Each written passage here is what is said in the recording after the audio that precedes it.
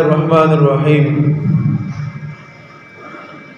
اگر کوئی آدمی وضو کر لیتا ہے اور وضو کرنے کے بعد اس کو یہ خیال آیا کہ میں نے چھوٹا استنجا نہیں کیا یا بڑا استنجا نہیں کیا، تو وضو کرنے کے بعد اگر یہ آدمی کوئی چھوٹا یا بڑا استنجا کرے گا تو کیا اس کے بعد پھر اس آدمی کے لیے ضروری ہے دوبارہ وضو کرنا یا نہیں؟ علماء فرماتے ہیں کہ دیکھیں، اگر کسی آدمی نے وضو کر لیا اور اس کے بعد خیال آیا کہ میں نے استنجا کرنا ہے، تو اول تو سنت عمل تھا جو ہو چکا، لیکن پھر بھی اگر کسی آدمی نے استنجا کرنا ہے تو اس آدمی کے اوپر دوبارہ وضو نہیں ہے، لیکن استنجا کے اندر ضروری ہے کہ پیشاب نہ نکلا ہو، ہوا خارج نہ بھی ہو، صرف استنجا کرے۔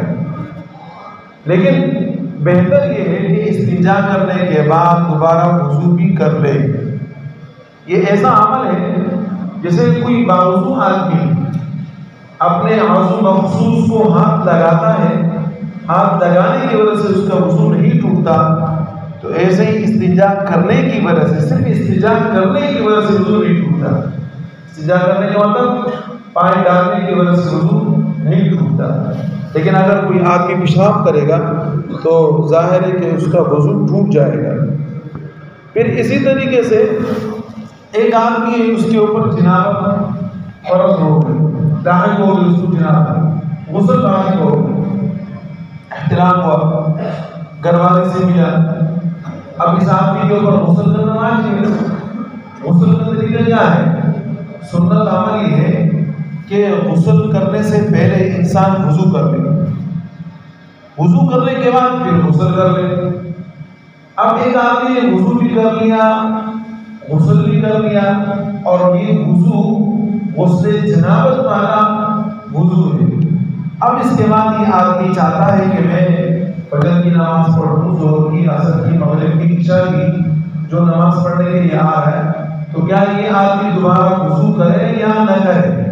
نماز کے لیے دوبارہ وضو کرے یا نہ کرے؟ ضروری نہیں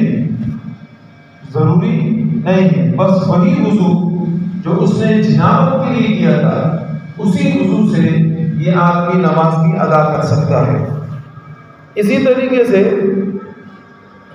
اگر کسی آدمی نے وضو شروع کر لیا ہے، ہاتھ دھو لیے،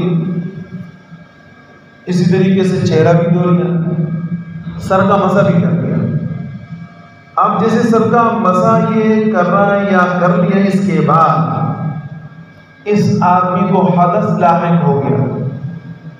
حدث اس کو کہتے ہیں کہ وضو ٹوٹ گیا، ہوا خارج ہو گئی، یا مثال کے طور پہ خون بہہ پڑا، یا مثال کے طور پہ پیپ نکل گیا، جو صورت میں آپ کو بتاتا رہتا ہوں اس اعتبار سے دوران وضو، تو پھر کیا اس حدث کے لاحق ہونے کے بعد یہ آدمی نئے سرے سے وضو کرے گا یا نہیں کرے گا؟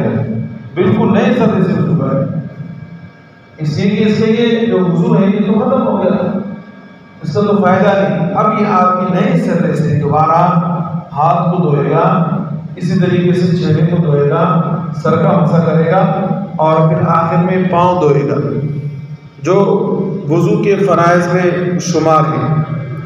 اسی طریقے سے کوئی آدمی ہے، اس کو شک لاحق ہو گیا، کسی آدمی کو شک ہو گیا، شک لاحق ہو گیا، وضو کرنے کے بعد نماز میں کھڑا ہے، کہتے ہیں یار پتہ نہیں ہوا خارج ہوئی نہیں ہوئی، پتہ نہیں یار میرا وضو ہے نہیں ہے، تو شک کی بنا پر وضو ناقص نہیں ہوتا، شک کی بنا پر وضو ناقص نہیں ہوتا۔ حدیث مبارکہ میں آتا ہے کہ صوت او ریح،